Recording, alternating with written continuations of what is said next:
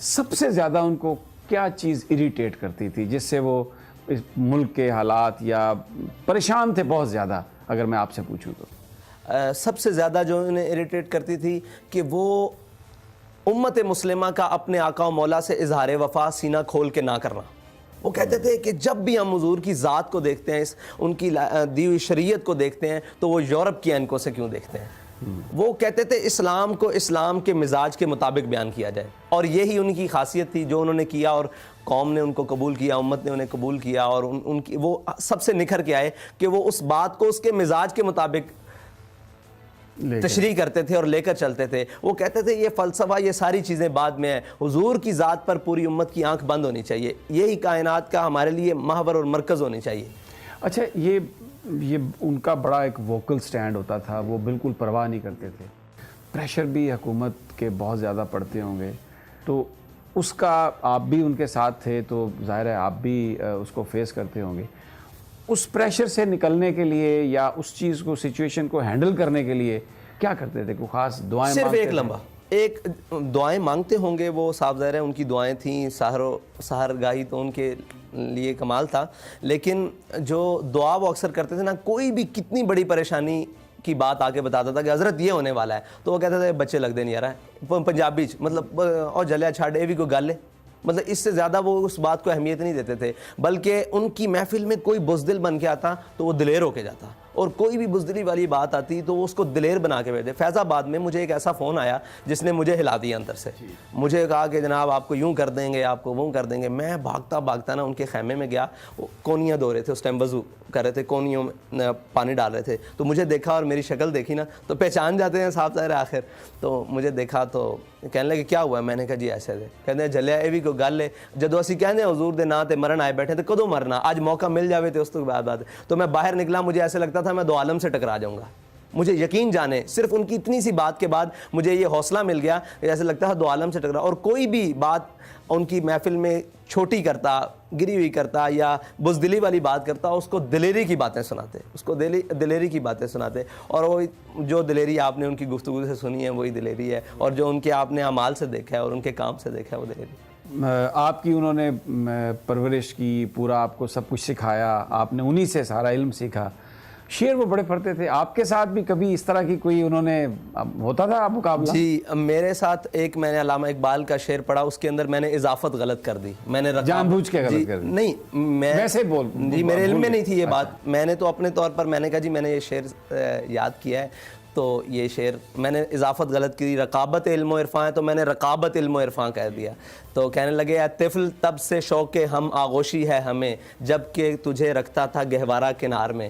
کہ ہمیں تب سے یہ کام آیا کہ جب تو اتنا چھوٹا سا تھا نا یہ تو پہلے بیٹھو سیکھو. پھر ہم نے حضرت سے سبکن اقبال پڑھا. اور اقبال کہ وہ اتنے بڑے شہدائی تھے، اور اقبال وہ کہتے تھے لوگوں نے اقبال کو یہی پڑھا ہے، چین و عرب ہمارا ہے، ہندوستان ہے ہمارا. اقبال اس سے آگے کی چیز ہے، اور وہ حضور کی بات بڑی سینہ کھول کے کرتا ہے. اور آ کے جو پڑھے لکھے لوگ تھے انہیں مجلس میں کھول کے کہتے تھے یہ ذرا دیکھنا اقبال نے کیا لکھا ہے. کہتے تھے اگر یہ ہم ممبر پہ بیان کریں تو لوگ ہمیں ماریں گے. لوگ کہتے ہیں مولوی سخت ہے، اقبال سے بڑا مولوی کون ہے. اقبال سے فرمایا حضور کے دین کی جس کو سمجھ آ جائے نا وہ ساری کائنات میں آگے نکل جاتا ہے. اس بات کو سمجھنے کی ضرورت ہے. اور وہ اس فوکس پہ، اس مطلب بات پہ فوکس دیتے تھے کہ حضور کے دین اور حضور کے فرامین میں امت مسلمہ کی کامیابی ہے، نہ کہ یہ دائیں بائیں ہمارا دوڑنا ہے. اچھا، آپ کی گفتگو سے مجھے ابھی یہ اندازہ ہو رہا ہے کہ کیونکہ اگرچہ وہ بیمار بھی تھے، آپ سے باتیں بھی کرتے رہے، لیکن آپ کو کچھ اندازہ نہیں تھا کہ یہ اس طرح سے وہ رخصت ہونے والے ہیں. پھر یہ اتنی بڑی جماعت ہے، اس کی اب آپ کے پاس اس کو آپ لیڈ کر رہے ہیں. تو اس چیلنج کے لیے آپ تیار تو نہیں تھے، تو پھر ہمت اور سارا جذبہ کیسے آپ نے اپنے آپ کو ایڈجسٹ کیا اب اس کام کے لیے؟ میں 2015 تک بلکہ 16 تک اپنے والد صاحب کو بالکل ساتھ رہا ہوں. میں نے ان کی ڈرائیونگ بھی کی ہے، سفر حضر بھی کی ہے. لیکن 2016 کے بعد انہوں نے مجھے میدان عمل میں پیچھے رہ کے ہر کام کرنے کے لیے کہا. مطلب جو بھی کام ہوتا، جیسے آپریشنل معاملات ہیں جتنے بھی تحریک کے، وہ مجھے کہتے اس کو کہو یہ کرے, اس کو کہو یہ کرے, مطلب خود پریکٹیکلی کرسیاں لگانے تک, ہر معاملات تک. پھر ہر میدان میں مجھے انہوں نے آگے رکھا. فیض آباد جس دن آپریشن ہو رہا تھا, سب کو کہتے اس کو بلا کے لاؤ, مجھ سے پوچھتے ہیں کیا صورت حال ہے, میں نے کہا جی شیلنگ ہو رہی ہے, یہ ہے. مجھے کہتے چلو بھاگ کے آگے جا کے سب سے آگے کھڑے ہونا ہے, لوگوں کو یہ نہ لگے کہ تم پیچھے بھاگے. میں پھر سب سے آگے جاتا, پھر بعد واپس آتا, پھر آگے جاتا, پھر واپس آتا. تو انہوں نے ہمیں میدان عمل میں رکھ کے نا خوف بھی دکھایا. خوف کی جو صورتحال صحیح ہوتی ہے نا, جس میں اللہ تعالیٰ نے کہا وَلَنَبْلُوَنَّكُمْ بِشَيْءٍ مِّنَ الْخَوْفِ وَالْجُوعِ وَنَقْصٍ مِّنَ, تو ہم نے بھوک بھی دیکھی ان کے ساتھ رہتے ہوئے, خوف بھی دیکھا, اور نقصان دیکھا, جانوں کا ضیاع بھی دیکھا, سارا کچھ دیکھا. انہوں نے ہمیں پریکٹیکل لائف سے گزارا کہ ہمیں ان کی جو جدائی ہے نا, وہ تو ہمارے لیے ایک ایسا لمحہ ہے اور ایسی ایک داغ مطلب غم ہے کہ جو کبھی مٹ نہیں سکتا. لیکن انہیں ہمیں پریکٹیکل لائف سے ایسے گزارا ہے کہ انشاءاللہ یہ چھوٹے موٹے جو معاملات ہیں, یہ سارے مطلب پریشر اور آپ کہہ سکتے ہیں ڈرانا دھمکانا, ان چیزوں سے ہمیں انہوں نے گزارا ہے, پریکٹیکل گزارا ہے. یہ چیزیں ہمیں انشاءاللہ ہمارے منزل کی جانب بڑھنے سے نہیں روک سکیں. اچھا, اب چونکہ ہر نظر آپ کی طرف ہے, اور جس احتجاج کی وجہ سے یعنی وہ بیمار تھے اور اس احتجاج میں انہوں نے شرکت کی, پھر وہ اس دنیا سے بھی چلے گئے, ایک معاہدہ ہوا تھا گورنمنٹ کے اور تحریک لبیک کے بیچ میں. پوری جو اس وقت نوجوان پاکستان کے ہیں وہ اسی کی طرف دیکھ رہے ہیں, سوشل میڈیا پر بھی ہے, 16 یا 15 شاید اس کی تاریخ ہے اگلے ماہ کی. تو کوئی حکومت سے کوئی بات چیت ہو رہی ہے اس حوالے سے؟ ہاں جی, ہمارے نمائندگان کی ان سے کافی ساری بیٹھک ہوئی ہے, تو وہ ہم سے پوچھتے ہیں کہ آپ کا ارادہ کیا ہے. ہمارا سوال ان سے صرف اتنا ہے کہ آپ نے ہمارے معاہدے کے حوالے سے عملی اقدامات کیا کیے ہیں. اگر آپ مطمئن کر لیں, ہمیں دکھائیں کہ ہم نے یہ عملی اقدامات ناموس رسالت کے لیے جو ہم نے آپ سے وعدہ کیا وہاں تک کیے, سفیر کو نکالنے کے معاملات, مصنوعات کے بائیکاٹ کے معاملات, تو ہم دیکھیں گے کہ ہم نے آگے کیسے چلنا ہے. اگر وہ بالکل ہمیں بالکل اندھیرے میں رکھتے ہیں اور جو ظاہراً ان کی لگ رہا ہے کہ وہ علماء کو مشاورت کے لیے بلا رہے ہیں دھرنے کے, میں نے کہا دھرنے کے لیے مشاورت نہیں کریں, آپ معاہدے کے لیے مشاورت کریں. تو معاہدے کے لیے مشاورت کے لیے آپ نے ایک قوم سے معاہدہ کیا ہے, انہوں نے اپنی جانیں ہاتھ پہ رکھ کر آپ کے ساتھ احتجاج کیا اور روڈ بلاک کیا ہے, اور آپ نے سنی نہیں بات. جب آپ کی ہر چیز مکمل بلاک ہو جاتی ہے تب آپ بات سنتے ہیں.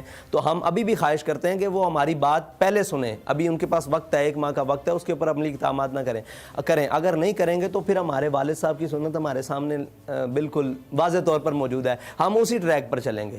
اس کے لیے ہمیں جو بھی مطلب قیمت اٹھانی پڑے وہ بالکل ہے, کہ مسلمان کے لیے سب سے بڑی بات یہ ہے کہ وہ اپنے آقا و مولا صلی اللہ علیہ وسلم کے نام گرامی پر اپنی جان دے دے. اس سے بڑی کوئی نہیں.